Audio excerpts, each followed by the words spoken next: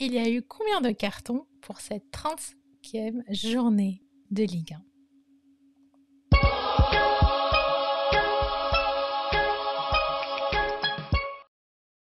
Priviette. Oula. C'est Johan Hassan. J'espère que vous allez bien. Moi, ça va très, très, très bien. Et du coup, c'est bien sûr lundi, c'est le retour de la journée des résumés de Ligue 1. C'est important pour moi de faire un petit tour sur ce qui s'est passé ce week-end. Et bien sûr, on ne parle pas que du Paris Saint-Germain puisque vous êtes de plus en plus nombreux à supporter d'autres clubs. Donc, ce résumé Ligue 1 est pour moi très, très important. Avant tout, je voudrais remercier tout le monde qui sont passés sur ma chaîne, ceux qui revoient mes vidéos justement en replay, ça me fait plaisir. Des cœurs patates à vous, ça me fait extrêmement plaisir. Et si vous êtes nouveau, n'hésitez pas à vous abonner à ma chaîne et de cliquer sur la petite cloche pour avoir une notification dès que je sors une vidéo ou un live. Mais bien sûr, on va parler de ce qui est très important. On va parler du résumé de la Ligue 1. C'est parti. Alors, qu'est-ce qui s'est passé aujourd'hui? C'est plutôt très simple pour cette 35e journée de Ligue 1. Ça a commencé par le 30 avril avec Marseille qui affronterait Strasbourg, un match un partout. Un match qui est décevant pour les Marseillais qui étaient à domicile. On a vu un Payet qui n'était pas très en forme d'ailleurs, et en fait ça a un petit peu pas aidé l'équipe. Mais je tiens à remarquer qu'il y avait 0 carton rouge dans ce match, qui est plutôt pas mal, vu quand vous allez voir ce qui se passe le reste de la semaine. Petite nouveauté, je vous ai mis les cartons pour qu'on puisse un petit peu se repérer. Justement, le samedi, on avait bien sûr Paris Saint-Germain Lens, un match très important pour les Paris Saint-Germain pour continuer à être dans la course au titre. Donc, ils ont été temporairement premiers, bien sûr, avec ce cap, 2-1 face à Lens. C'est un match qui est plutôt plus ou moins géré avec bien sûr, les 2 buts parisiens de Marquinhos et de Neymar. Mais on avait un petit peu quelques craintes puisque le Paris Saint-Germain recevait à domicile. Donc, on avait peur d'une défaite et c'était très important pour le Paris Saint-Germain de gagner ce match. Et on attendait beaucoup de Lille le soir. Que s'est-il passé en fin de journée? Je vais vous le dire. Lille qui gagne 2-0 à domicile face à Nice. Nice qui prennent un carton. 0 tir pendant le match. J'ai quand même des gros doutes sur la performance de Niçoise. Surtout quand on voit les banderoles des supporters qui veulent vivre par procuration et qui veulent absolument que Lille soit champion et pas Paris, on peut se poser quelques questions sur cette journée. Enfin, je dis ça, je dis rien. Après, je vous laisse revoir le match. Et en revoyant le match, vous allez peut-être comprendre. Ensuite, on continue. Dimanche, une journée plutôt costaud. Non, c'est samedi. Ouais, c'est toujours samedi. Je sais pas, je crois que j'ai fait une erreur dans les dates. Je reste le 2 mai.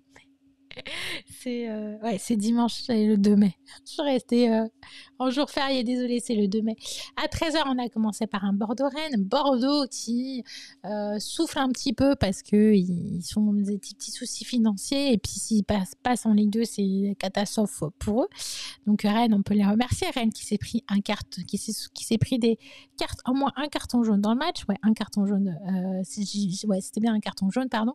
Brest qui perd face à Nantes. Donc Nantes fait une très belle opération. Donc Nantes peut-être ne sera pas en Ligue 2. On ne sait pas encore ce qui peut se passer dans ce championnat. C'est encore un petit peu touchy.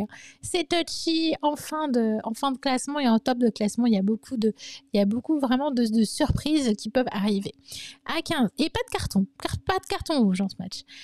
Côté Dijon-Metz, il y a eu un carton rouge côté Dijon sombre davantage, sachant qu'ils sont derniers dans le classement. Et Metz gagne 5-1 face à Dijon. Ils se rattrapent de leur match face au Paris Saint-Germain.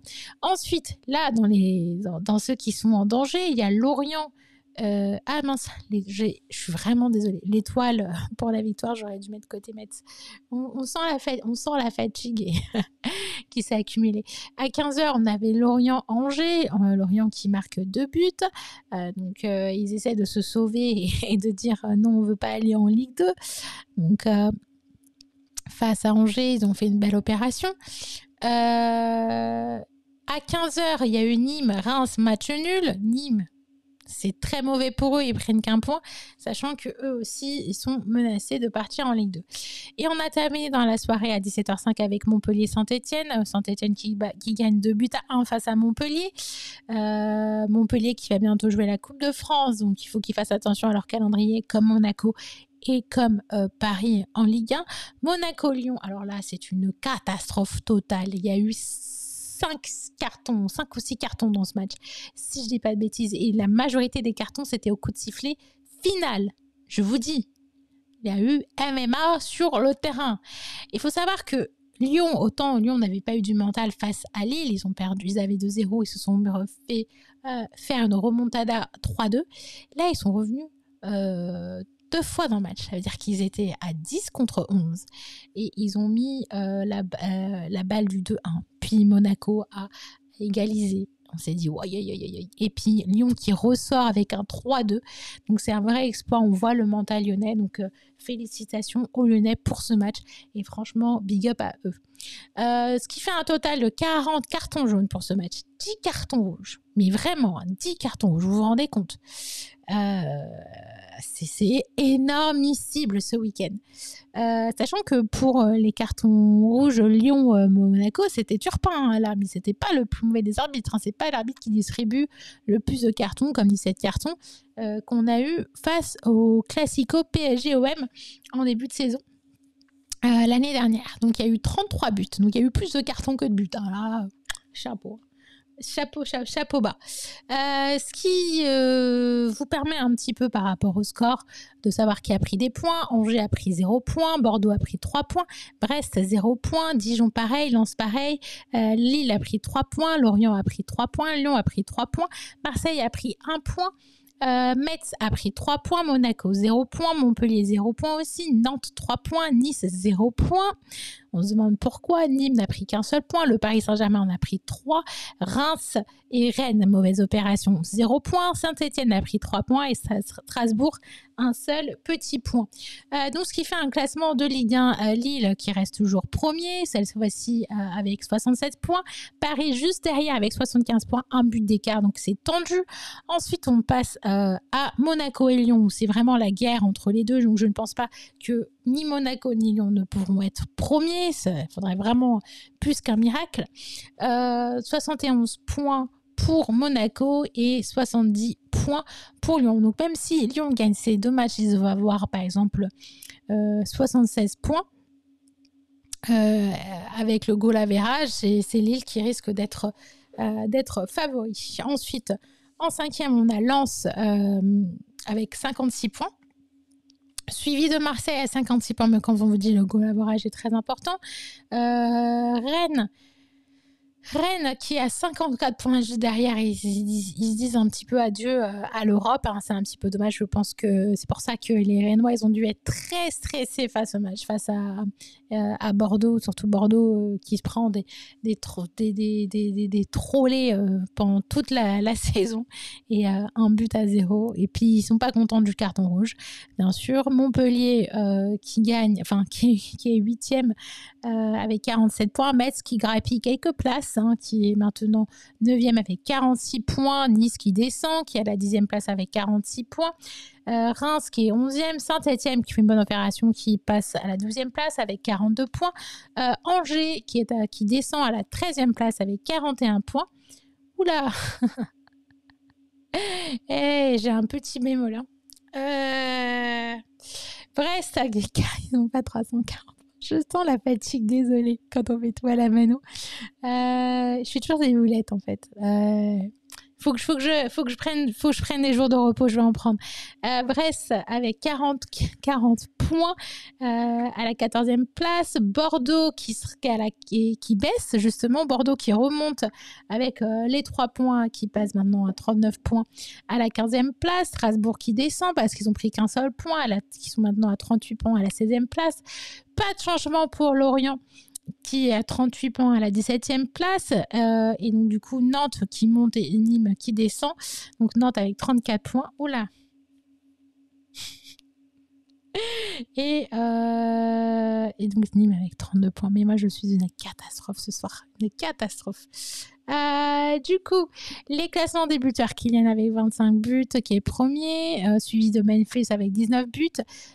Juste à côté, vous avez le nombre de pénaux et les nombres de passes décisives.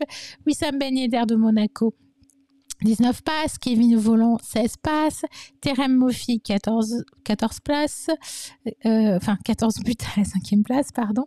Bouladay, 6e à la 14e place. Andy Delors, qui a grave remonté. Il a remonté, je crois qu'avant il était genre 9e, un truc comme ça, qui est passé à la 7e place avec 13 buts.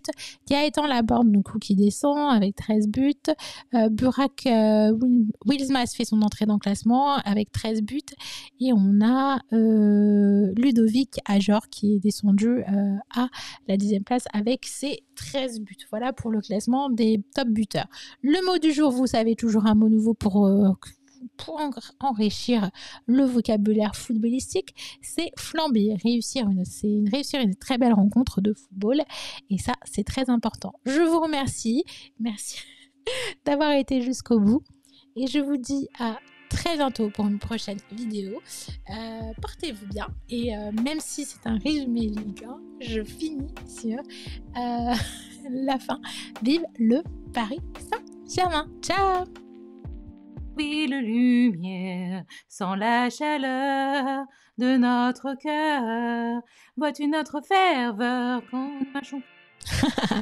Et je l'avais oublié un truc. Je vais même pas la monter la vidéo. J'ai oublié un truc. N'oubliez pas de vous abonner à ma chaîne si vous kiffez. Ah, les malaises. On sent la fatigue. Une grosse journée aujourd'hui. Et n'oubliez pas de vous abonner à ma chaîne si vous kiffez la vidéo. Et n'oubliez pas la petite cloche aussi pour avoir des alertes quand je publie une nouvelle vidéo. Et la prochaine fois, je crois que je vais éditer ces vidéos, c'est pas possible. Mais la grosse journée aujourd'hui, grosse journée demain, j'ai pas la vidéo, c'est pas grave. Vous m'avez en brut. Et un maximum de j'aime et de partage. Merci à vous. Ciao. Vive le Paris Saint-Germain. Mille lumières, sans la chaleur de notre cœur, vois-tu notre ferveur quand nous marchons près de toi dans cette quête, chasser l'ennemi, enfin pour que nos couleurs brillent encore.